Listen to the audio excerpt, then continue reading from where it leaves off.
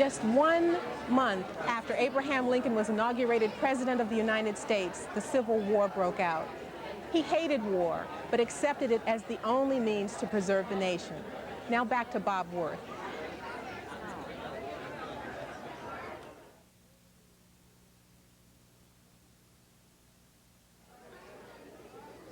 I hope you're getting as excited as I am to see the President. We're delighted to have with us Delegate Joan Stern from District 39 in Montgomery County, and she's going to speak a few words for us.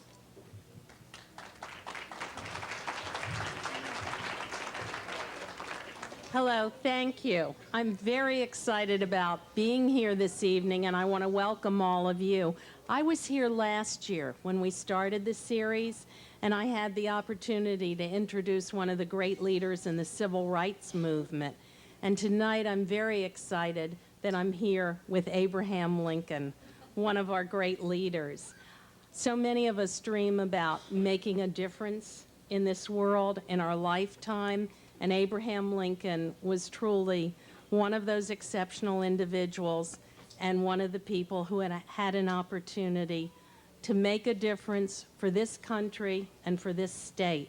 I spent the last 2 days in southern Maryland touring part of the state, and as you all know, Maryland was a divided state.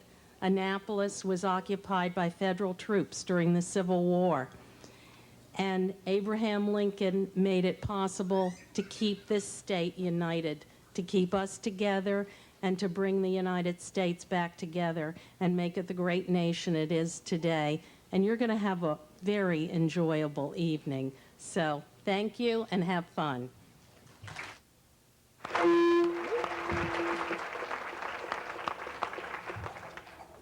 I just want to note one other person's in the audience. I won't make them stand up. But she's the leader of the Montgomery College family. Our president, Dr. Charlene Nunley, is here tonight.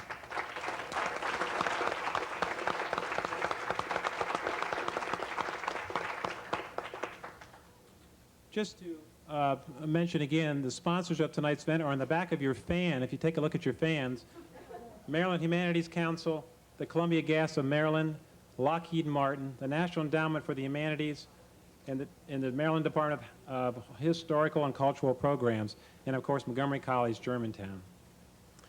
You also received several things when you came in tonight. One was the Maryland Humanities Magazine, which will give you a brief introduction to the Chautauqua characters and a background on the Civil War. We have also distributed an evaluation form, which we'd like you to complete and return at the end of the evening. I feel quite honored tonight. I've never introduced the President of the United States before. So I need say nothing else but the 16th President of the United States, Abraham Lincoln. Thank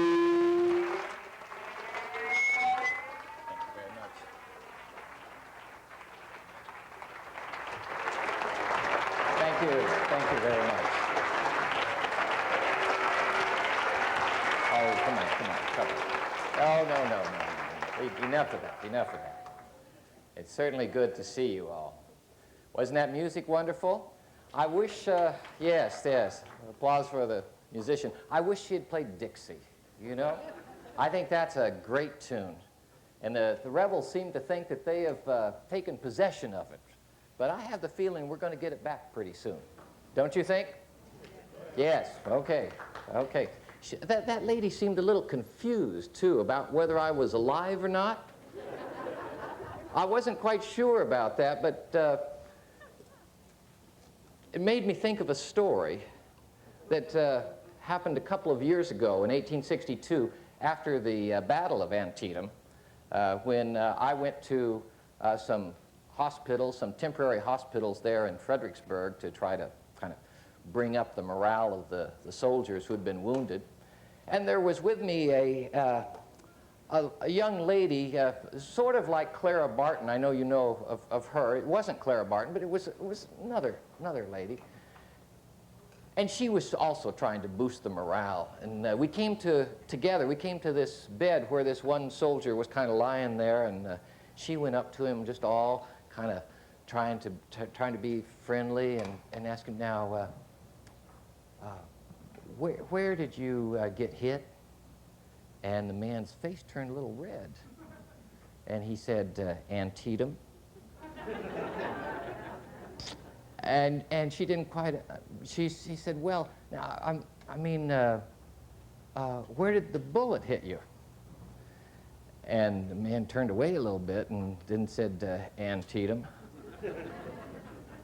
And she said, no, I mean, where's your wound? And Antietam. Well, I could see she wasn't getting very far, so I asked her if she'd step aside and give me a chance to talk with the soldier. So I did, and I got the instructions. And then went back and told her, trying to solve her confusion, young lady, if that bullet had hit you where it hit him, it wouldn't have hurt you.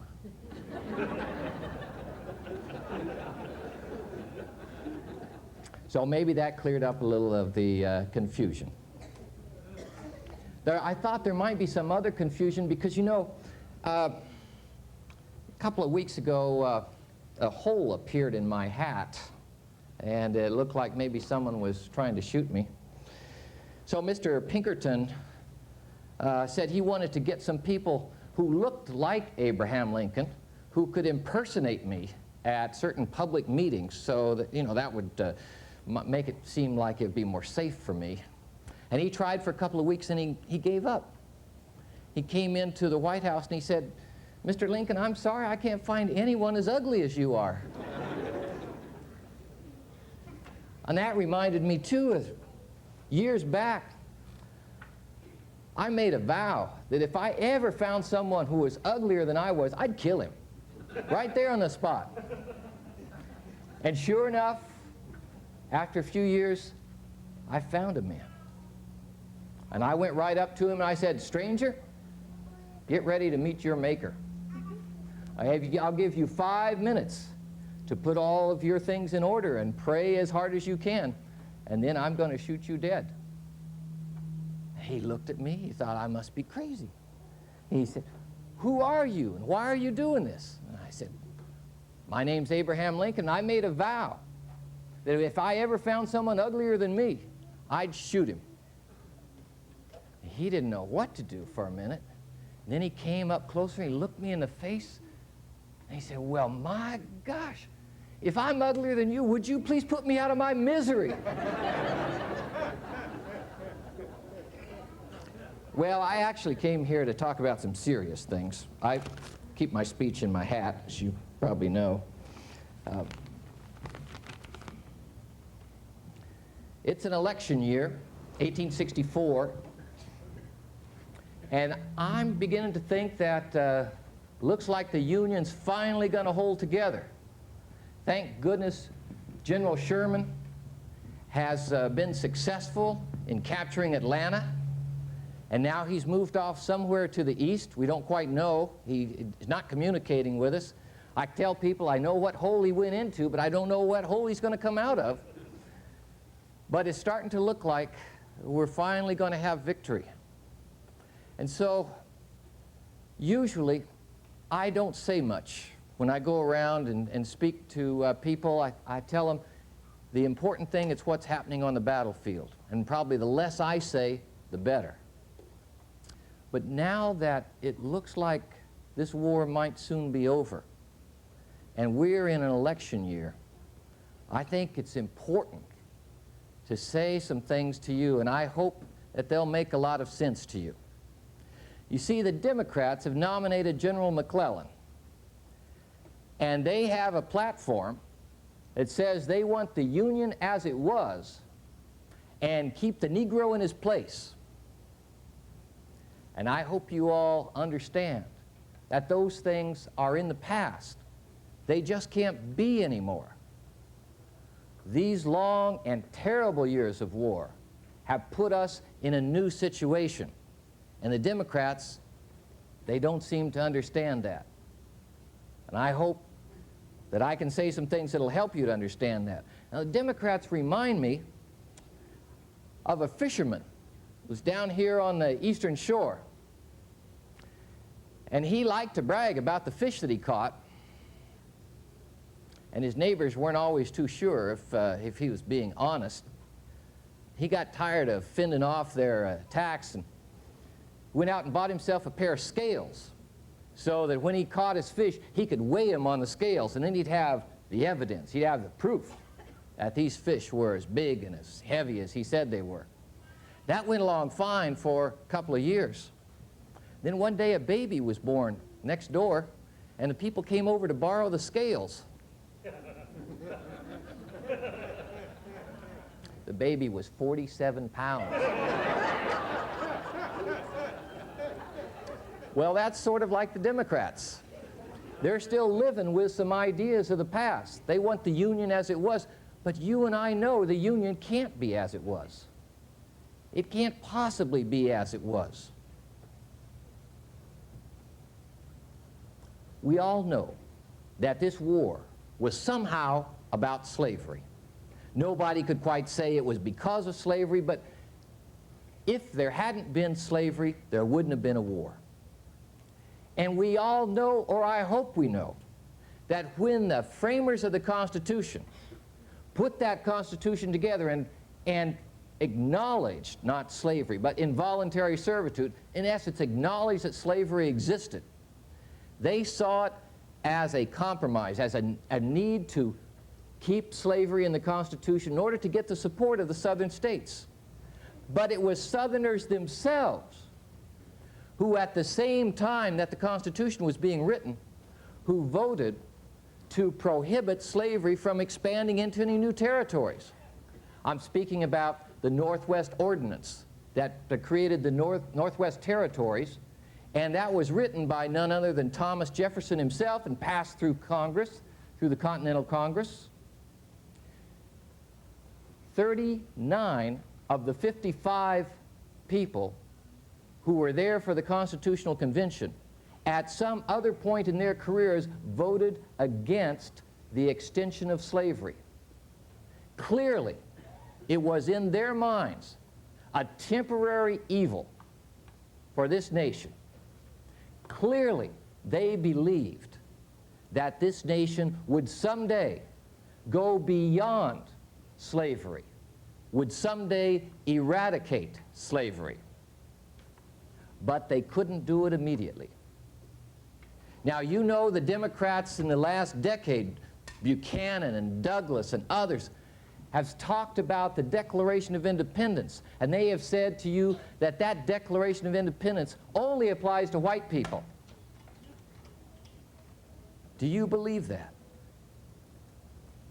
Recall that when the Declaration was written, that there were a lot of white people that didn't fall under the claim that all men are created equal. A lot of white people who didn't have the right to vote at that time. Does that make sense? Is that democratic charge that only applied to white people? Does that make sense to you? No. That was a promise to the future, that all men would be understood as created equal, that all men could have equal rights. And I look for the day when that includes women too. As you know, and I see some wonderful women in the audience, since the 1830s I've been on record in favor of suffrage for women.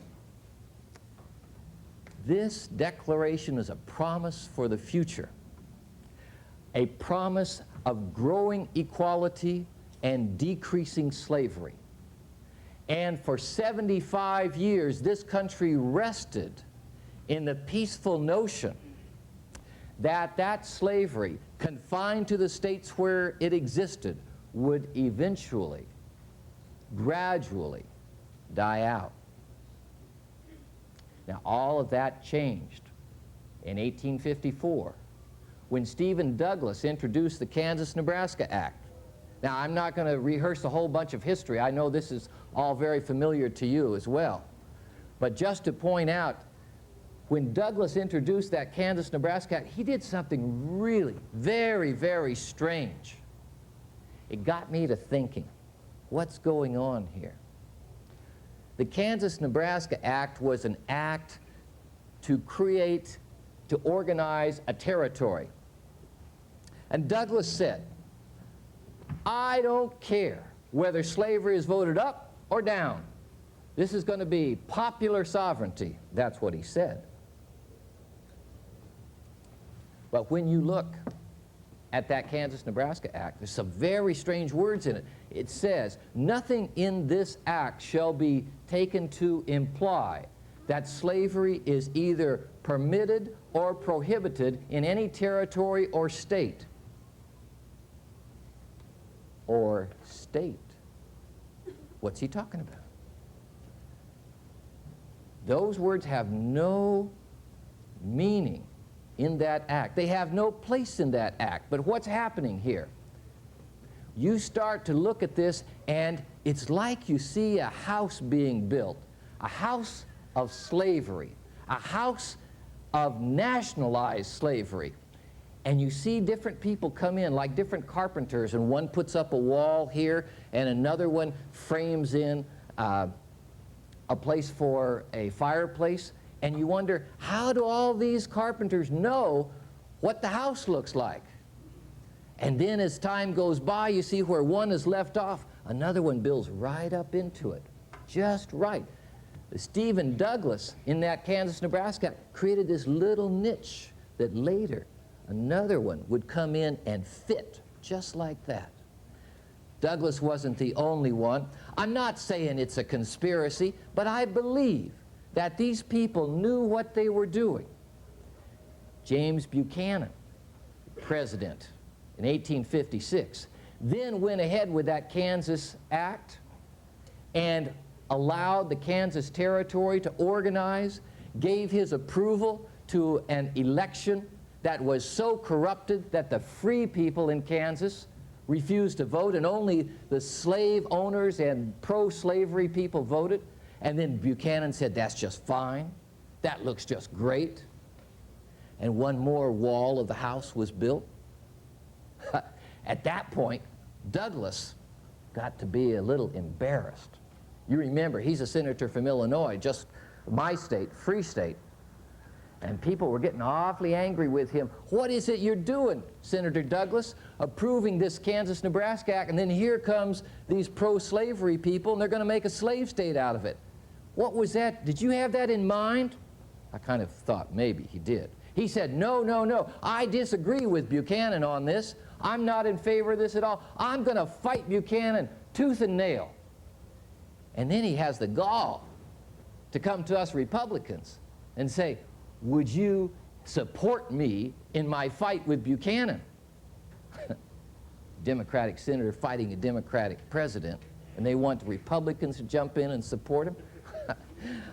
I was reminded of another story of a long-suffering wife who'd had a hard time with her husband. One morning she gets up, comes out the front door, and there in the yard is her husband fighting this big bear. It's kind of early in the morning, and for a moment she doesn't believe her eyes. It takes a moment to kind of get things to click in and say, oh my gosh, what's going on? And then she sees it, and it makes sense to her. And she says, go it, husband. Go it, bear. Go it, husband. Go it, bear. Fair fight. That's the way I feel. Let Buchanan and Douglas fight each other. It's fine with me. The other part of that house was the Dred Scott case, 1857. And there, the Supreme Court Chief Justice Roger Taney, he said that the black man has no rights that the white man has to consider, no rights whatsoever, that the Declaration of Independence never applied to any black man. And he says that a slave owner can take a slave into any territory in the United States regardless of what the Northwest Ordinance says, regardless of what the Compromise of 1820 says, and keep that man a slave. There's only one piece of the house missing. The next Supreme Court decision that would say that slavery could exist in any state and no one could prevent it. Now, you look back at this whole chain of events and you begin to see why the Republican Party sprang up as it did in 1854 and became so powerful by 1860 that it elected the President of the United States. These Democrats, under Southern slave owner influence, were nationalizing slavery, were spreading slavery throughout the nation. Now, let me be clear about what we Republicans think, or I should say, at that time, what we thought. We had no quarrel with slavery as it existed in the states where it already was. The Constitution supported slavery, and we supported the Constitution. We did not oppose the Fugitive Slave Act, although we would try to find peaceable means of overturning it, but we would not rebel against the Fugitive Slave Act. We were for the Constitution. The Constitution protected slavery. We were not opposed to that. But we were opposed to the extension of slavery. The problem with Stephen Douglas, sort of like the problem I see with that man who spoke to you in 1861 in this very place, William Lloyd Garrison. They're different, but in a strange way, they're very similar. Douglas wanted to say that politics and morality had no place with each other, that what was moral shouldn't be confused with what was political. That's why he could say, I don't care if slavery is voted up or down. It doesn't matter, whatever people want. To go to Douglas and say slavery is wrong is like knocking on a door and there's nobody there. In a strange way, Garrison was the same way. Garrison was so angry at the Union because there was slavery in the Union. Well, what did he want to do? Dissolve the Union, burn the Constitution, wash his hands of the whole thing. That may have solved his problem. His conscience may have been clean after that. But did that solve the problem for the country? Did that solve the problem for the United States? Not at all. So here's Douglas, who doesn't see any connection between politics and morality, and here's Garrison, who sees that politics and morality ought to be so separated that he can be a moral person and never dirty his hands with politics. But what does that mean for the rest of us? What does that mean for the children who are here and their country and their lives? We Republicans stood firm. All we asked was that the ideas of the founding fathers of the Constitution be preserved, that slavery remain where it already existed and not go further into the territories. And because they refused to accept this, 7 southern states seceded before I even took office. Another 4 states after the firing on Fort Sumter. And so the war came. It's been a terrible war. All war is terrible. But I think especially of you people in Maryland who have had conflicting values and hopes and prayers, how hard this has been on you. And I know that you are eager to see this war end. But I warn you that when the Democrats say all you have to do is vote for McClellan and the war will be over, don't believe that. Because if the Democrats have their way, the Union as it was, the Negro in his place, the Union will not last. Why do I say this? There are today, in uniform, over 130,000 colored soldiers who are fighting for the Union. And without that sable arm, the Union would not last. the Union could not be maintained. Now, if McClellan gets elected, if the Democrats have their way, if they say the Negro in his place, there's no reason for those soldiers to continue to fight. Without their effort, we cannot hold the Union. If the Democrats are elected, the Union as it exists now and as we want it to exist, and we are so close to victory, all of that would disappear. All of that would be dissolved down the drain. You who have fought so hard, you who have given so much, at this very moment, do not turn back.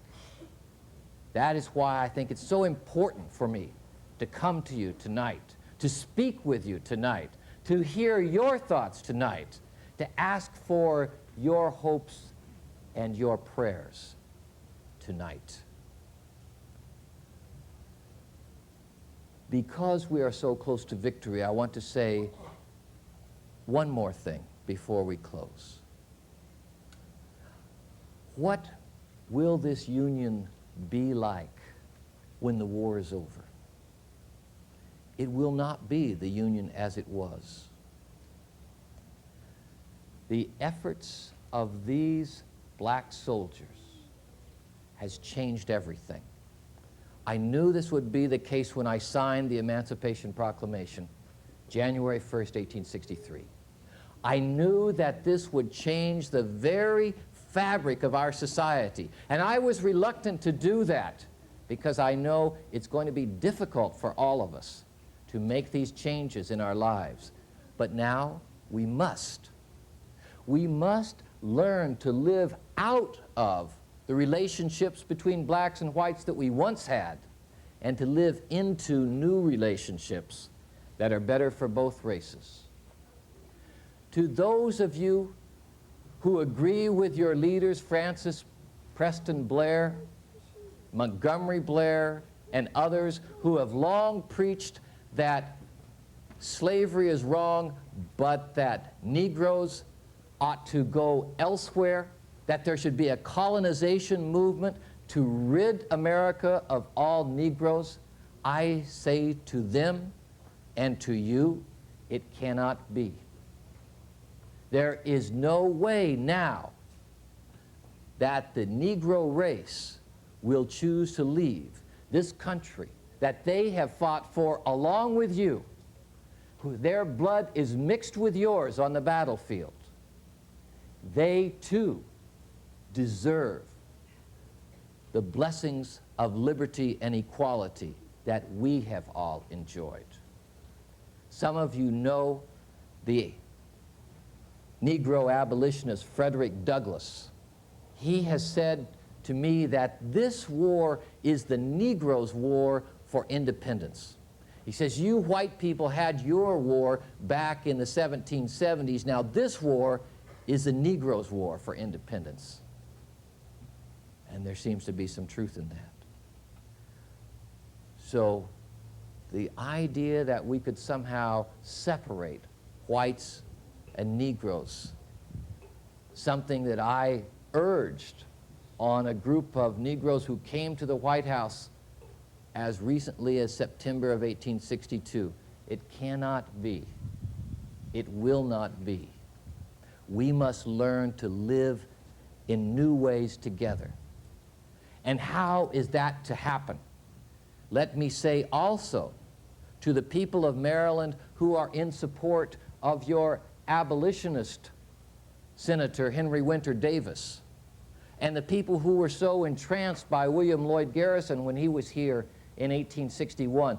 Both Davis and Garrison have criticized me because in recent months I have accepted a new constitution from the state of Louisiana which does not provide for suffrage for Negroes. They think that that has to happen. Well, I would like to see suffrage for Negroes, at least for the educated and those who have fought for the Union. That would be a good place to start. But it didn't happen in this Constitution.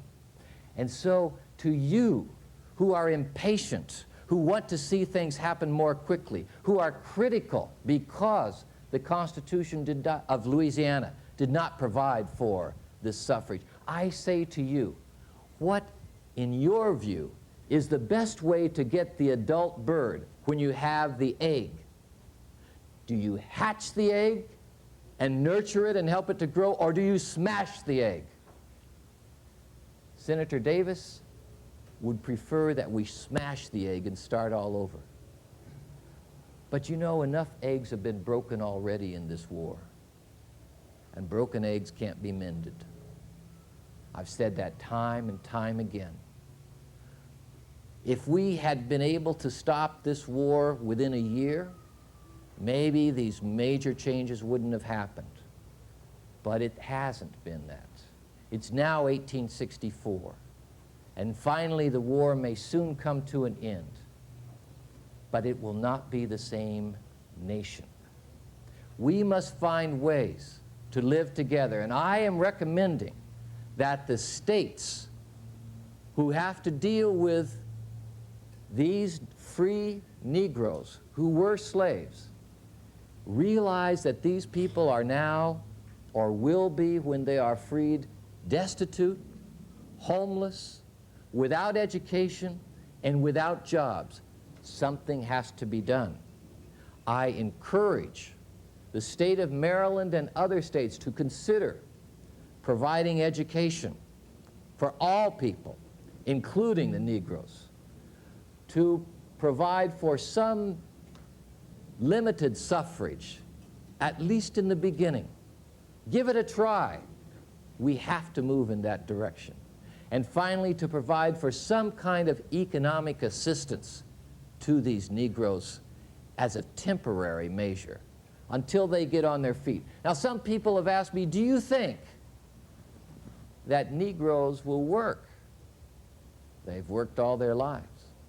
All they need is a contract, the same kind of contract you would provide to any white man, and they'll work. But we have to move in that direction. That is my vision for the future. That is a vision which is especially important to me as I look out and see your children. And I think of your children and your children's children.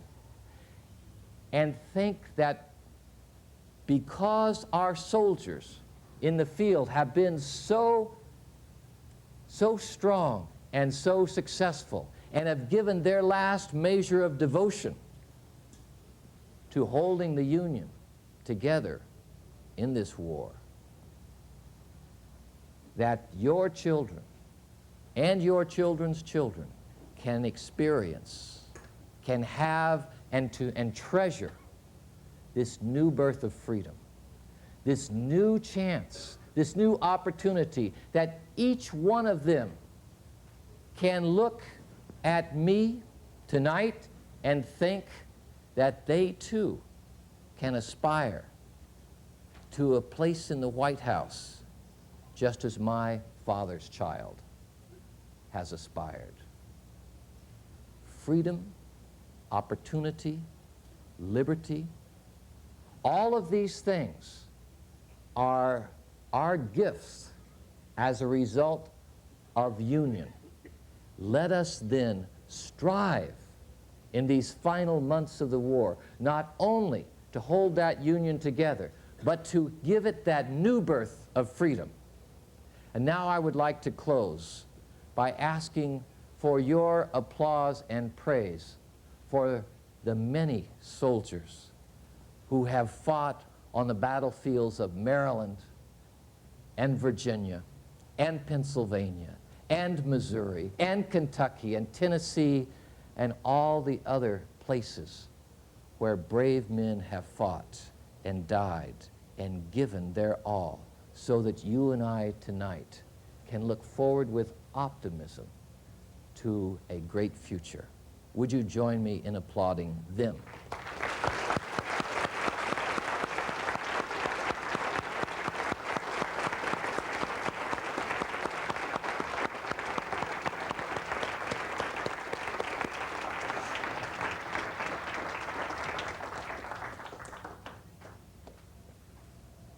Thank you very much.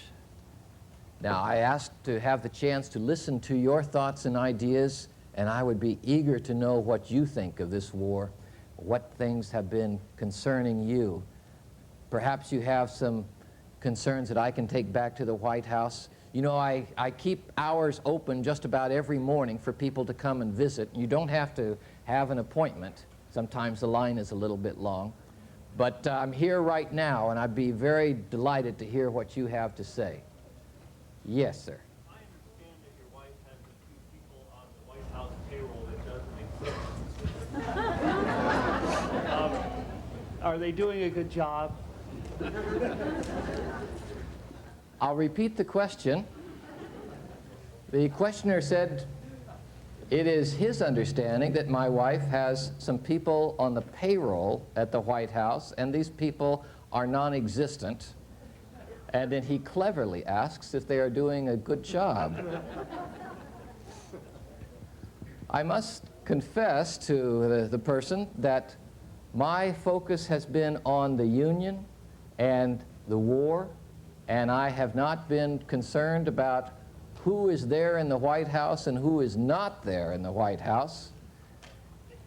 And I'm sure that the person who asked the question probably also thought that if there were people in the White House who weren't doing anything, it probably would help the Union. So I leave him with that as my answer. Yes, sir. How are you going to, how did you choose your vice president or president? How did you choose the person to be your second in command? Are you asking about my first vice president, Hannibal Hamlin, or Andrew Johnson, who's now on the ticket with me? Johnson. Johnson.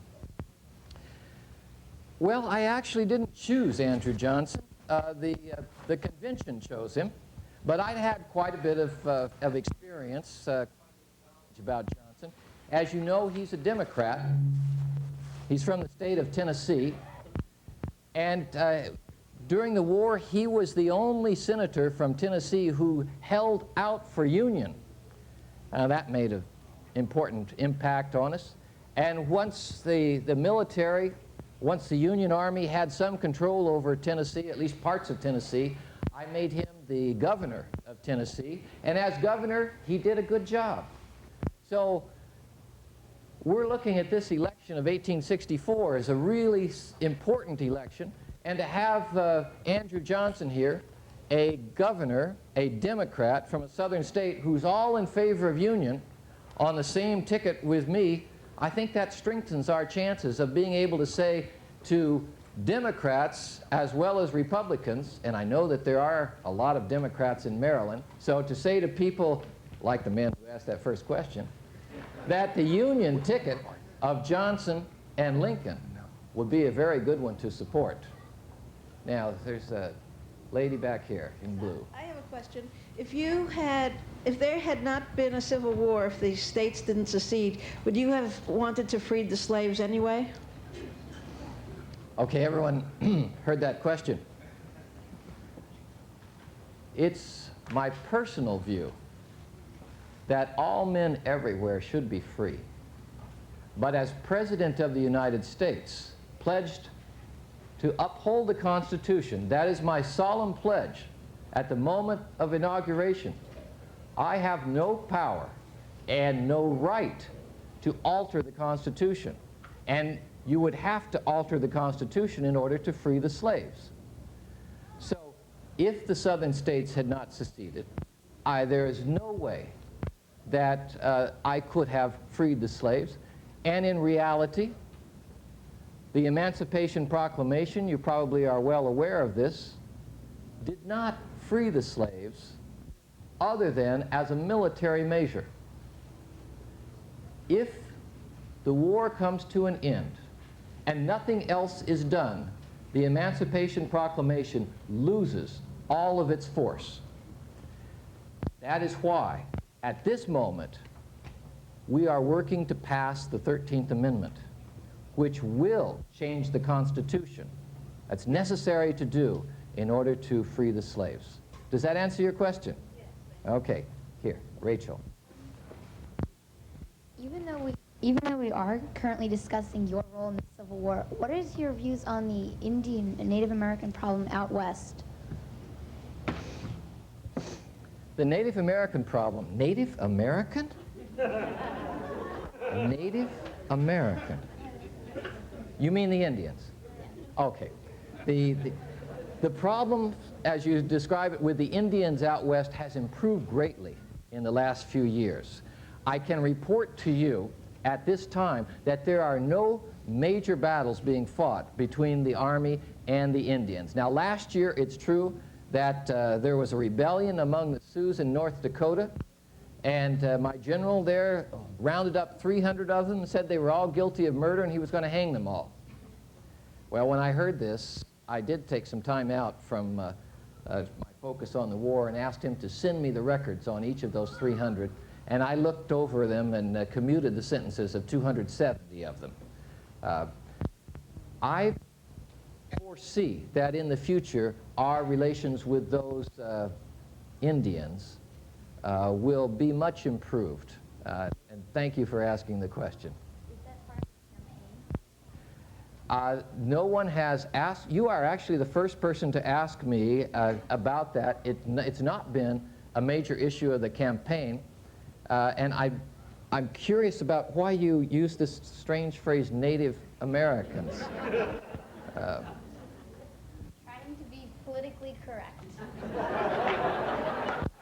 One strange phrase follows another. Back here.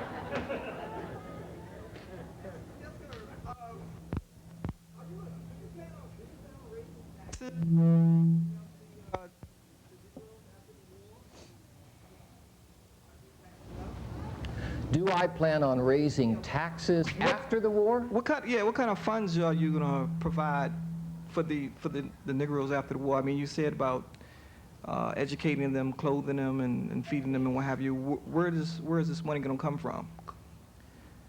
The welfare of the citizens of each state is primarily a problem of the states. But we will do what we can to try to assist those states. I have made it clear ever since taking office that if states, including the state of Maryland, would make the effort to abolish slavery, that I would support legislation in Congress to provide compensation to those slave owners. The same kind of idea could be at least proposed in Congress to provide funding that would be of some help to the Negroes. There is currently before Congress something called the Freedmen's Bureau bill, and that would be a small but important start towards providing federal funds that would encourage education, that would help whites and Negroes to make contracts for labor, and that would also provide some clothing and some food. So we are moving in this direction. Yes, sir. When the war is over and you have nearly 4 years, maybe the rest of your second term to serve out, there's been a great deal of strife over the last 4 or 5 years. How do you see bringing the country back together again? That's a very important question. I should have addressed that in my speech, and I'm glad that you asked me to do so now. How do I see bringing the country back together? It's not going to be easy. There has been so much bloodshed, there's so many cries for vengeance, that I think we have to take it very carefully, one step at a time. Now, some people have asked me, are you going to take Jeff Davis and throw him in jail? Or what about this General Wirt, that's commander of that prison, Andersonville? Are you going to hang him? And I tell you very bluntly, it would do me a great deal of good if they just kind of got up and left the country, and we didn't have to worry about trials or recriminations or anything like that. You know, it's sort of like the story of that Irishman who'd been drinking too much for a long time, It wasn't water. And finally he said, I'm not going to drink anymore. And for a couple of months, it was fine. And then one day, there was a big parade in town, and the Irishman got all caught up in the parade and found himself in the bar. Went up to the bartender and said, bartender, give me a glass of lemonade.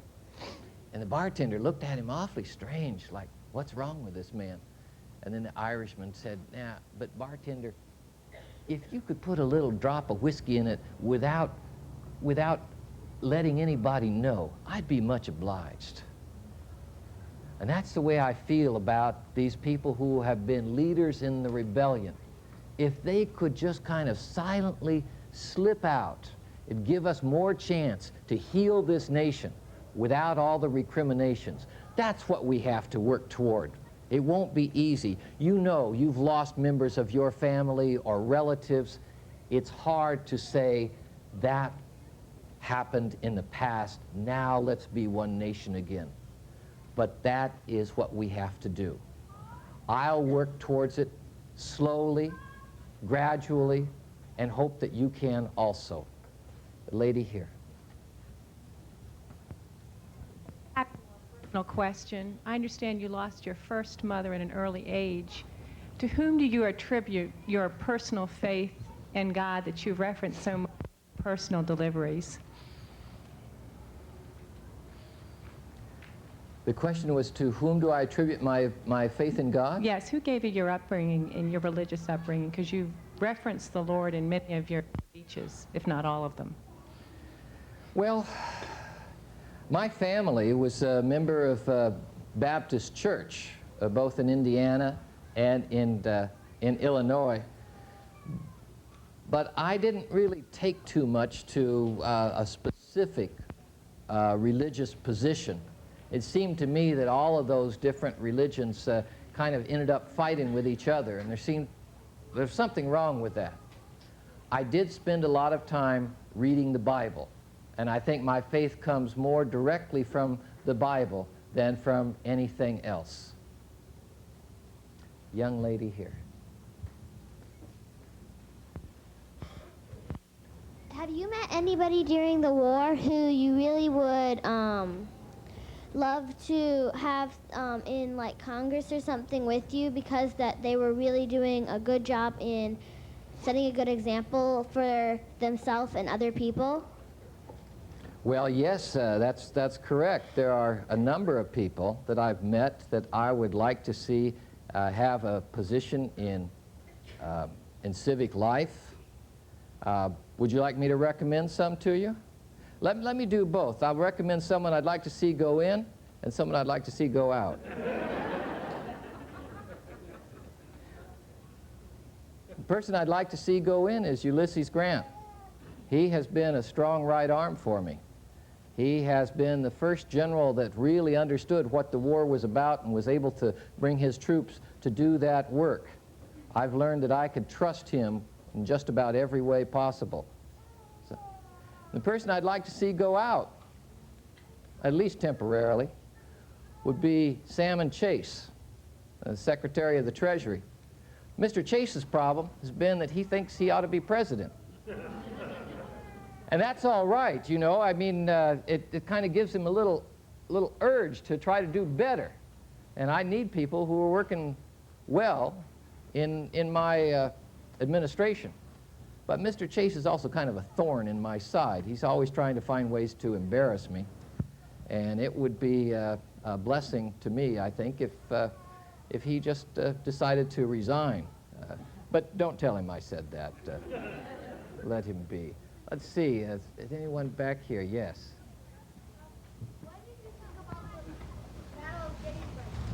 What did I think about the Battle of Gettysburg? That was one of the hardest, most difficult battles, but thank God that we won that battle. That saved the Union. You know, on July 4th, 1863, not only did we know that the Union had been saved by Gettysburg, but Grant had won the Battle of Vicksburg the day before. And those two battles together seemed to me to turn the tide. and make it appear that we were going to be successful. So that was very important for us. Okay. Yes? Who were your childhood heroes? Who were my childhood heroes? The first book that I started to borrow and read was the book by Parson Weems about George Washington. And I read that book 3 or 4 times. I was really entranced by Washington. Here was a man of strength and integrity and gave so much for his country that I think he was one of my childhood heroes. Yes, sir. Did it aggravate you that some of the British forces helped the North with money and helped the South with the purchase of cotton at the same time? Okay, I'm asked, was I bothered by the fact that some British forces were helping the North and the South at the same time? The North with money and the South with purchases of cotton. You know, this war was a very confusing thing. It wasn't only the British, it was people in my own administration. I had people who kept saying, you know, there's money to be made in cotton. We ought to be buying that cotton, and then we can do it ourselves. And I had to keep saying to them, look, let's fight the war. Worry about the cotton later. So, no, the war was just a very complicated thing. I feel the most important thing, and for me it's always been, you have to keep your eye on the most important thing. The most important thing was to keep Britain from joining on the side of the South in the war. And we were able to do that, thank goodness, because of the brave efforts of people here at Antietam who stopped Bobby Lee from coming farther north. And as a result, I was able to release the Emancipation Proclamation.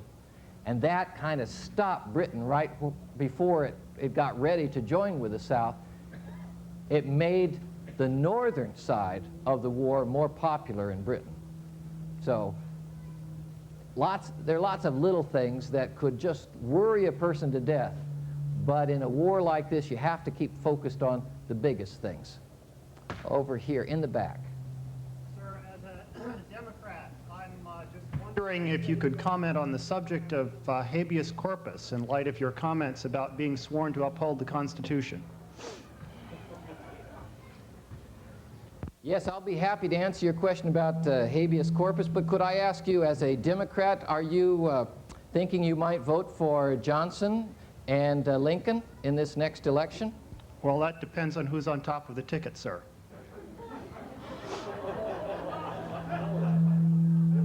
I think I can tell you who's on top of the ticket. I think it'll be Lincoln. Would you care to comment, sir? All right.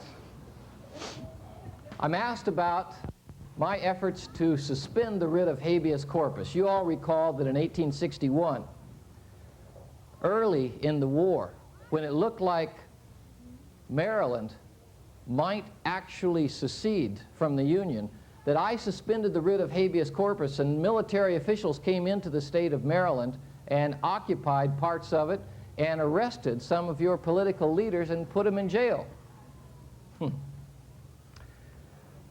Supreme Court Justice Roger Taney, serving as a circuit court justice at that time, wrote a decision saying that what I had done was illegal and unconstitutional.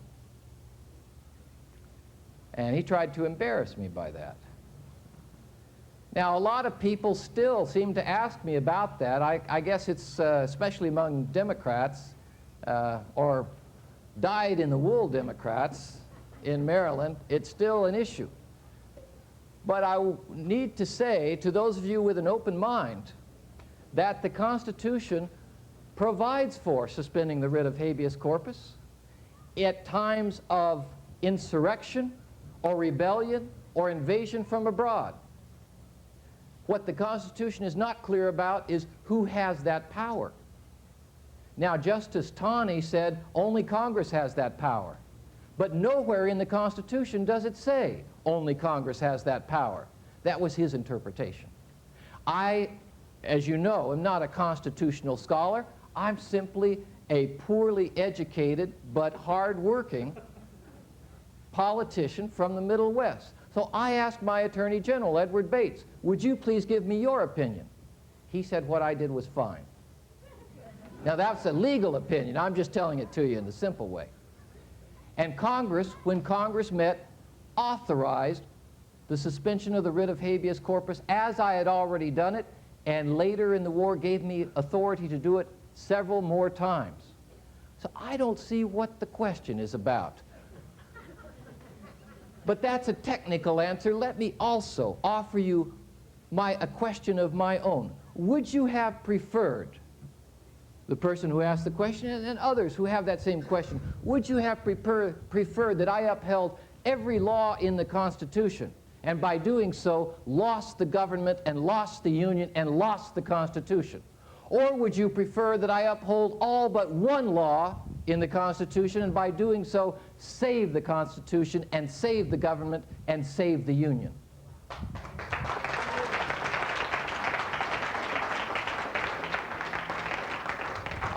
I'll avoid questions from that side for a few minutes. Back here. After the fall of Atlanta by Sherman in what, late '64? Yes, just a couple of weeks ago. Yes. Did this have any bearing on your strategy for defeating McClellan, or did it have any bearing whatsoever on the forthcoming campaign of what would be November of '64?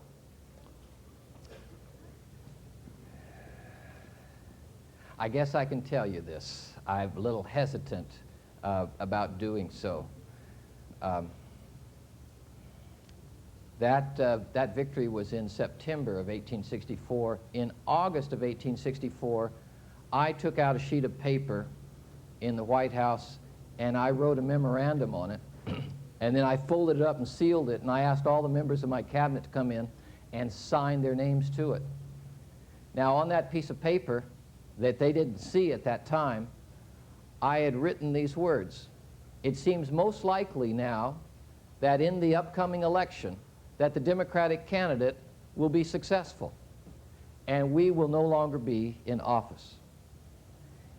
If that situation comes about, we pledge ourselves to work with the incoming president during the time between the election and his inauguration in order to save the Union as best we can, because once he is president, he will not be able to save it."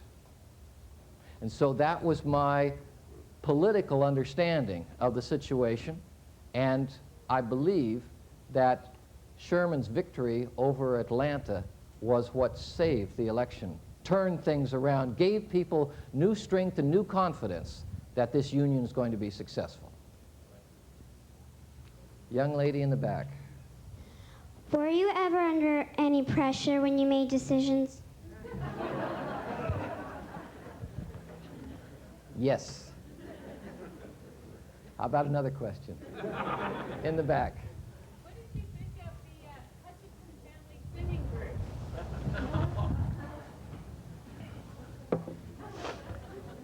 Well, I don't know if you were here to hear them, but I thought they were terrific. And I liked your reproduction of them, too. And I thought you were great, too. But I wish that you had played Dixie. That just would have made the night for me. But I'm glad to be here anyway. Yes.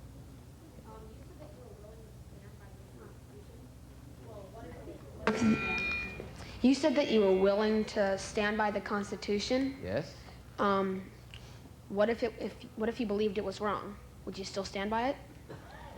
I'm asked if I believed the Constitution was wrong, would I still stand by it?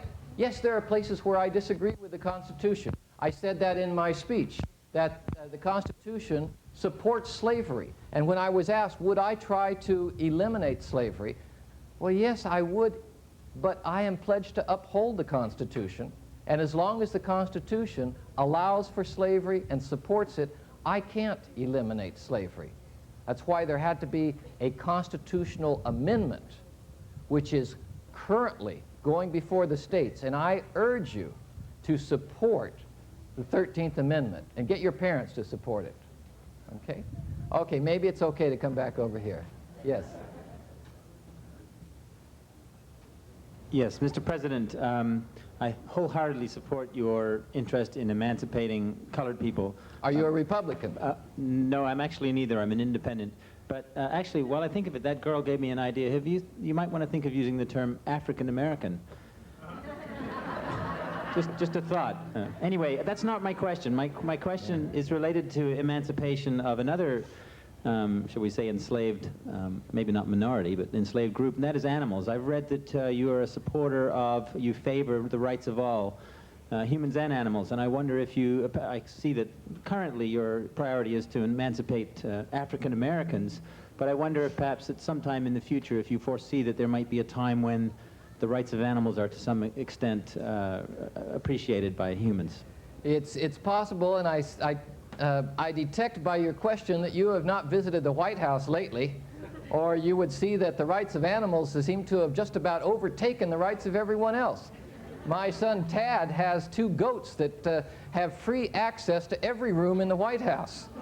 And I can't see that there needs to be many more rights for animals after those goats are done with their experience, let me say, in the White House. It's something that the servants have complained about, I can assure you. But if those are the kinds of rights you are speaking of, yes, I'm sure that as long as there are children like Tad in this world, that those animals are going to have lots of rights. Let's see. Lady here. Yes, with the hat and waiting for someone to come say hi. Thank you. You've been living in the White House now with the children for 4 years. How are they doing? Their dad's pretty busy.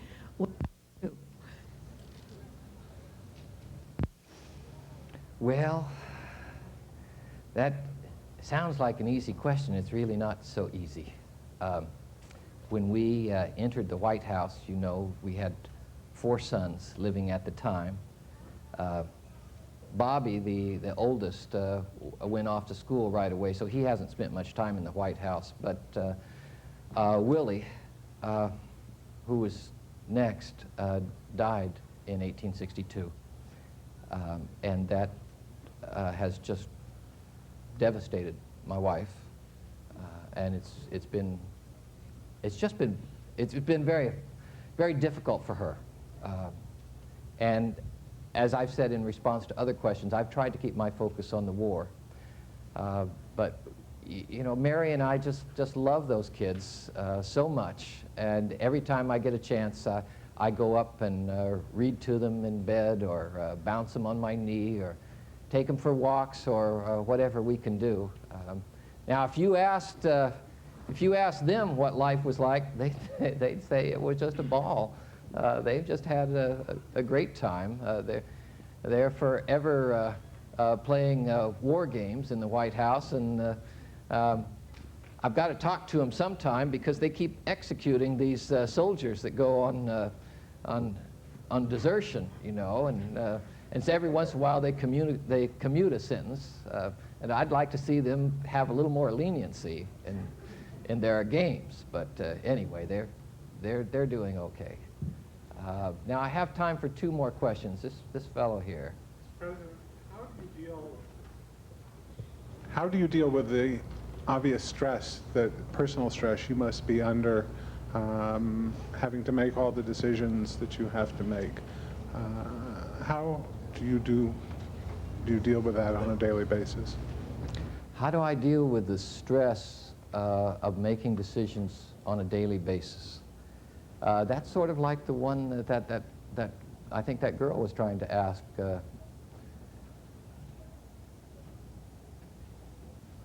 I tell a lot of jokes, and I find that laughter saves me from a lot of the pain. Not that I don't feel that, I'm sure you all do, but laughter certainly helps to keep some sanity and some joy in my life. And then I sure enjoy some of our friends too, and I try to remember that there's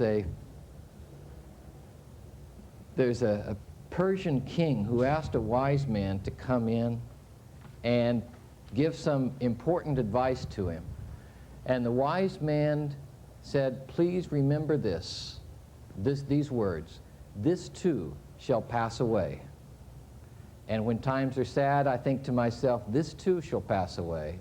And when I'm at the peak of glory and think something good has really happened, I try to remind myself, this too shall pass away. Yes, sir. As a young man in Springfield, Illinois, you were quite a wrestler, taking on all comers and defeating most of them. But one man was able to throw you by, I think the term was legging you. You recall that? Could you comment? My mind has been on the war so much, you're really trying to push me back, way back into the past. I don't recall that at this moment, so I'm going to pass on that one. And says, see, how about this young lady back here in pink?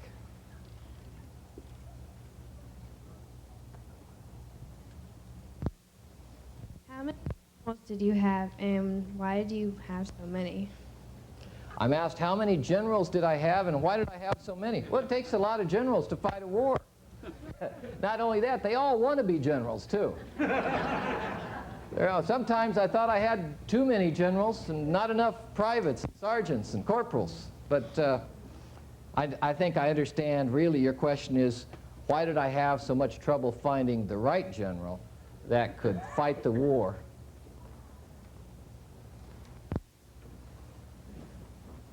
I don't know for sure why I had such trouble.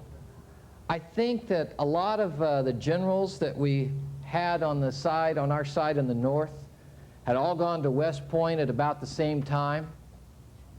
All had this great belief that Robert E. Lee was the best general, better than they were.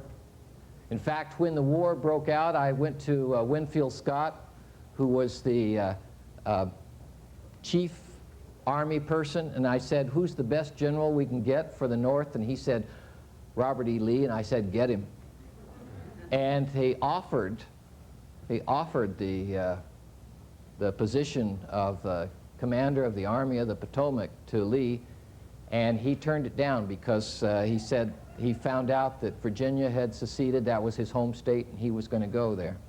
Which reminds me about this question of the habeas corpus. If we had arrested Lee at that moment and put him in jail, I often think how much sooner this whole war would have been over. Well, but that's another point. Anyway, so many of our generals just seemed to be overwhelmed by Lee. I think the real problem was their schooling at West Point taught them to win battles and to seize territory. But if you look at it, it came to me after studying this late 1861, what this war was about was one part of the country with limited numbers of soldiers fighting another part that had many more. And so I began to try to tell my soldiers, try to tell my generals, McClellan and Burnside and Hooker and Pope, I'm sorry, I could go on for quite some time, trying to tell them that the target is not Richmond, the target is Bobby Lee's army. Once you defeat that army, once you destroy that army, the war will be over. And that's why I got so frustrated with McClellan. After Antietam, he had Lee on the run, and Lee's army was up against the Potomac, and the water was high, and he couldn't cross, and he was there for 6 days, and I kept telling McClellan, all you have to do is go in there and destroy that army. And McClellan said, I can't move, my soldiers are just so tired. And 2 weeks went by, and McClellan said, I need reinforcements. My soldiers just can't fight right now. He got his reinforcements, and then he said, my horses are tired. And I lost my temper. I should have been a little bit more careful, but I said to him, I don't see what your horses have done in the last 2 weeks that they could be so tired. And then I said to him, if you're not going to use the army, would you lend it to me for a few days? Well, I had to apologize for that, you can tell. It wasn't really until I got Ulysses Grant that I found a general who had the same idea, that clamp onto that army like a bulldog and just chew and chew and chew away at it until you destroyed it.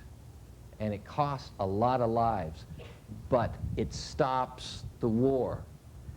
If we didn't do that, the war would be extended and even more lives would be lost. Well, I'm told I have to stop now. I really look forward to encouraging your votes in November, and I hope you'll vote for the Union Party, which is Lincoln and Johnson. Thank you very much.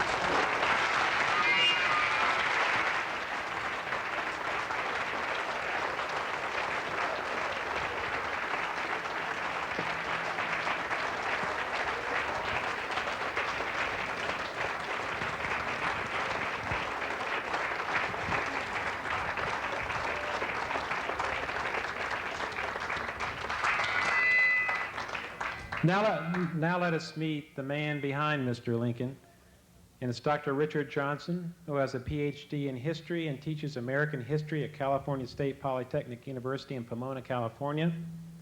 In addition to Abraham Lincoln, Dr. Johnson has portrayed John James Audubon and Ralph Waldo Emerson. Now, would any of you like to answer some questions to Mr. Johnson?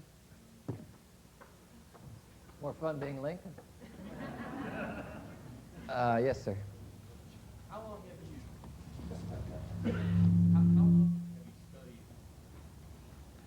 How long have you studied Lincoln in order to be able to stand there and not really ad lib, but just speak at will about Lincoln and what he did? For all of my characters, it takes, I would say, a good 6 months of just thinking about that person and trying to explore the different parts of their personality and character. I start with the notion that doesn't always prove to be true, the notion that at the core of each person there's some kind of central concept or idea that can help to explain everything else. And it takes me several months to try to dig into that core. Do a lot of reading and a lot of thinking. And it's different from what one would do normally as a historian. I'm really trying to get deep inside the skin of this particular person. Lincoln is a difficult subject because he is such a brilliant politician that even now, there are certain things about him that are absolutely essential that I still don't know the answer to. On the television, I guess yesterday, there was an announcement of a new book that has just been published and claims Lincoln never wanted to free the slaves. And I don't think that's correct, but I think it's perfectly plausible based on the way, as a politician, he went about his task. As he was not about to free the slaves as long as the Constitution prohibited it. When he did so as a military measure under his constitutional powers as Commander-in-Chief of the Armed Forces, it was a temporary measure.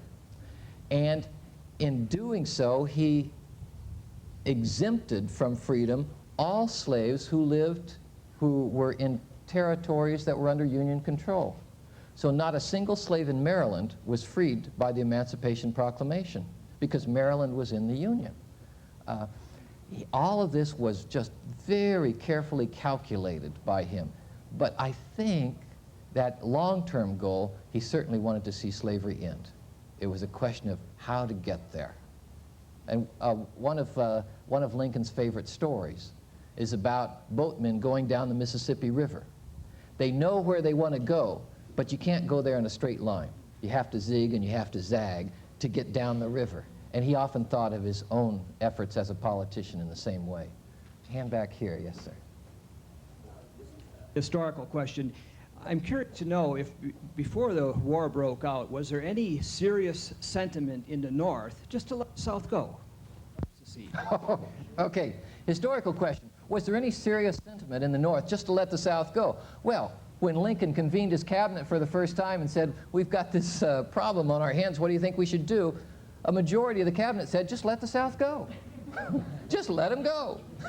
Let these errant sisters depart in peace, was the term that they used. And Lincoln was in the minority, saying, we don't dare do this. This will destroy the Union. And once we accept as fact secession, we just get divided up into smaller and smaller parts, and then European powers come right back in and take over, and the Union is completely destroyed. But this was one of the first moments where you see Lincoln's cabinet utterly shocked, because they thought, here's this kind of dumb guy from the Midwest that nobody really knows, and he's had no contact with Congress. He doesn't really know what things are going on. He's asked for our advice. We'll give it to him, and then he doesn't follow it. You know, it's the first moment that they see that Lincoln is not going to be quite this easy guy to just drag along and use policy with. Rachel. I had a question for Lincoln before. He's dead now. At least I think he is. Would he have allowed a black, an African American into Congress at that time? Was that his is that his personal view to have it in? Or as a politician, would it be different? I think the answer to your question is yes, but it never happened. And let me explain why I think the answer is yes. There is a very famous African American named Frederick Douglass, who was an abolitionist and who came to visit Lincoln in the White House. Douglass records his experience of that visit. He said, Lincoln got up from his desk, came over and shook my hand. I felt no sense of discrimination from him. And Douglass later, in a speech in 1876, dedicating a memorial to Lincoln, said that Lincoln never put the interests of black people first in the nation, but nevertheless he was the best friend that black people had. Yes. In your personal opinion, do you feel that Gore Vidal's Lincoln is a fair representation of Lincoln? Let me tell you a story about Gore Vidal's novel, Lincoln. This is one of the most interesting stories, and this is one of the things that just really got me excited about trying to understand Lincoln myself. Because Gore Vidal is this novelist who has made his living kind of trashing American political leaders. He did it with Burr, that wasn't so hard. He did it with Jefferson, and he's done it with others too.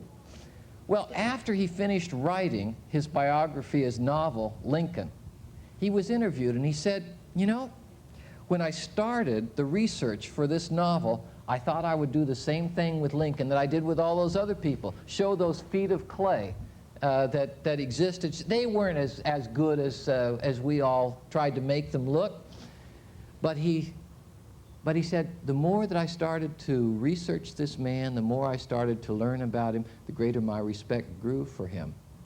And so you asked me the question about the novel, Lincoln. Historians think that Vidal was very fair to Lincoln, and we're all astounded. I'd like to get my favorite Democrat over here to have another chance. Your students must have a wonderful time in your class, and I have two questions for you. One is, how did you get involved in doing this kind of thing? And the second is, do you take this role into the classroom, and do you create similar roles in the classroom as part of your teaching? Yes to the second one. I think it takes a lot of study and effort to do this kind of presentation, and I hesitated about asking my college students to get involved in this until one year in Reno, Nevada, I saw fifth graders doing it and having a great time and doing it so well that I think if fifth graders can do it, I think college students can do it. So I've made it an assignment for about the last 3 years in certain classes, and my students really have enjoyed it. And they keep coming back. They've learned about this character. It becomes kind of like a part of their family. It's very different from their usual historical experience. How did I get involved? It was a stroke of luck. The telephone rang one night, and a lady said, we are looking for someone to portray Alexis de Tocqueville. Would you be interested? And would you like to audition? And I found out a little bit more of what she meant, and I thought, well, I've always been interested in Tocqueville, and this would give me a chance to learn more about him. And so, yes, I'll do that. At least I'll try. So I started with Tocqueville, and we went around the country for 3 years. Some of my colleagues who are involved in that are sitting here in the back. And at one point in New Hampshire, the people said, we really like what you've done with Tocqueville and Democracy on Trial, or, I'm sorry, Democracy in America, and we'd like to have another kind of Chautauqua presentation, but not the same thing. So we kind of threw around some ideas and said, let's go ahead a generation, and let's look at democracy in crisis. Because Tocqueville understood what democracy was like in America. Lincoln is the next important step that democracy gets transformed in crisis. And I don't know what you think, but I was so excited with the thought of learning more that I said, if you're interested in doing this, I'd like to audition to be Lincoln. So, so we did. I don't know how that survived. Let's see. This lady in blue and white, and there's a microphone right behind you. Now it's in front of you. I also noticed in your bio that you have portrayed Audubon. Yes. What attracted you to those? Did you have a choice or something else? It's actually, you simply asked what attracted me to Audubon? Yes. Or to the other. Oh, the others as well? Yes. Well, let's the third character I did was Dos Passos, John Dos Passos, and it was the same kind of thing with the New Hampshire Humanities Council, where they said, okay, now we've done democracy in America, we've done democracy on trial, what's next? And I said, how about the new century, the 20th century? And if you're interested in that, I'd like to do John Dos Passos, because he's this novelist who has, in the novel USA, it's actually three novels together, has this incredible panoramic view of America, and I'd really like to take his view and present it. So they ended up saying yes to that. Okay, that takes care of those three. And then they wanted Emerson. And I didn't think I would make a good Emerson, but they finally convinced me to try. So Emerson got added to the list. And Emerson turns out actually to be a really fun person. Now, as to Audubon, I got an email from a colleague about 6 months ago saying there's a museum in Santa Barbara that's looking for someone to do Audubon, and they can't find anybody. And I said, oh, I can do Audubon. Because 8 years ago, I participated in a reading of letters between Audubon and his wife. So, well, you know, I knew a little bit about Audubon. I thought, give me 6 months, I think I can pull it off. Well, I did okay on the character, and the audience was very appreciative, but I learned that all these other people I've done have been in a political or literary life, and my academic training is in those areas. But I know nothing about Latin names for birds, or how many eggs these birds have, or where they hatch. And I pulled it off fine, except for this one lady in the back who asked me, did Audubon ever paint, and it was some kind of duck. Well, I knew that I'd seen it. I said, yes, of course. And she said, where did you find them? I said, well, it's in Florida, in the water around Florida. As soon as I could, I got back to my room and I looked it up. These were ducks that came from Canada and only came as far south as the Ohio River. So I said, for Audubon, I need 5 years to do a good job. We have time for one more question, one quick question.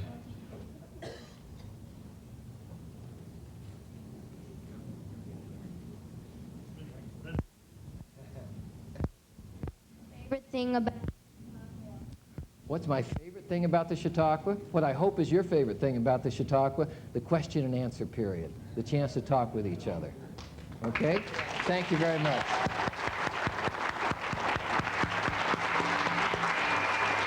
I hope you enjoy Clara Barton tomorrow evening. And if you see Clara Barton, tell her that joke about Antietam. I hope she'll enjoy that. Thank you for coming, and we hope to see you tomorrow night with Clara Barton. Good night.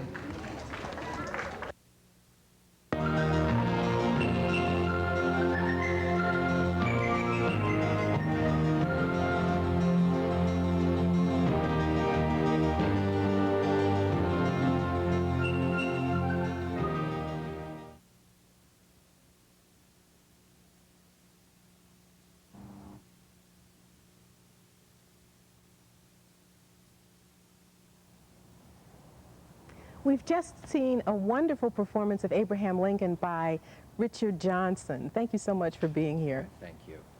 Now, you mentioned earlier that you like to try to find the core of each of the Chautauqua characters that you play, or the historical characters that you portray. And you had trouble finding the core for Lincoln.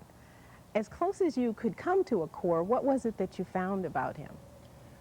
When Lincoln lived with his father, and well, with his family on the farm, clearly there was some strong animosity between him and his father.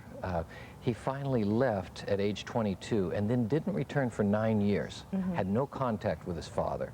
And then in 1851, when his father was dying, his half-brother wrote him and said, Pa wants you to come and see him.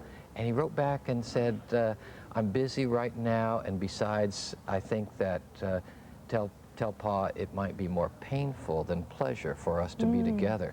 Clearly, there's just a very strong animosity, and I think, to me, it's a sign of Lincoln realizing that if he stays with his family, he's on the farm, he's a hired hand, and he has this ambition to get away from that. And I think that's kind of the beginning of what his law partner, William Herndon, called Lincoln's ambition, a little engine that would never stop.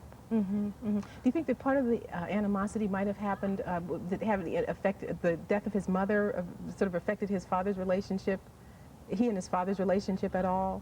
The death of Lincoln's mother at an early age? That's really hard for me to answer. Lincoln said almost nothing about his mother. He said some more things about his stepmother, what a nice woman she was. But when we get to the relationship with the father, I think what happened was his father, who was illiterate, had no interest in education and saw Lincoln essentially as a hired hand and would even rent Lincoln out to neighbors. And Lincoln was always trying to grab a book. He'd take a book plowing with him. And I think that his father just thought that he was destroying himself for his value as a member of the farming community. And I think Lincoln thought that's a good thing. What trait do you find most appealing about Lincoln as a person portraying him, as a historian? I think it's in a sense, his patience, or to put it a different way, his ability to accept a lot of pain and suffering and not lose sight of what it is that he wants to do. I am continually amazed at his, well, for him I would call it his sense of duty. But I think in the beginning of the 21st century, people may not really accept it quite that way. It's his realization that there are certain things that he has to do, and he's going to do them, and he's going to do them to the best of his ability. When I try to put together my presentation as a Lincoln speech, and then I kind of compare it to what he does, I'm very impressed with the effort that he goes to try to get those words just right. Yeah, he does seem to get into a lot of detail. It's not, it's almost as if he's not exactly succinct. I wouldn't call it succinct, but he really tries to explain to the nth degree what he's sort of trying to say. Now, What do you think in Lincoln's character made him feel that malice toward none and charity toward all? How did that kind of come in there rather than we're going to, sort of stop this, or we're going to sort of squelch the opposition? That charity and that particular component of his personality. I see him as a person who really strongly dislikes violence, very much dislikes killing, dislikes all war, and yet recognizes that this war has to be, and would like to find a way to end the war as quickly as possible. I think back to an incident when Lincoln was 7 years old, and he had a gun, and he went out and he shot a wild turkey, and was so devastated by that, he never killed another animal. And I think it's that kind of sense. Some fellow in I think the 1830s challenged him to a duel, and he made a joke out of it. He just didn't want to be involved in that. I think for him, life was precious, and trying to find ways to get people to work together rather than fight each other was very important to him. I was very surprised in your presentation you mentioned how much he liked to tell jokes. I'd never heard that about his personality before. Yes. And in doing your research, were the jokes written, or how did you find that the people actually wrote down the jokes that he said? Someone asked him why he told so many jokes all the time, and it just, his face went blank for a moment, and then he said in all sincerity, if I didn't tell these jokes, I think I'd die. So I think it was really that important to him. There are several books of Lincoln's jokes, Lincoln's anecdotes, and the intriguing thing about them is that in their research they find that many of the stories are not original with Lincoln, and I suspect that many of the stories attached to Lincoln are not really true either. But he's become such a folk legend for us that we bring in all these jokes and stories and anecdotes. Did he suffer from depression? Yes, he did. Were there bouts of depression, or was it a pretty ongoing type of? He called them fits of melancholy.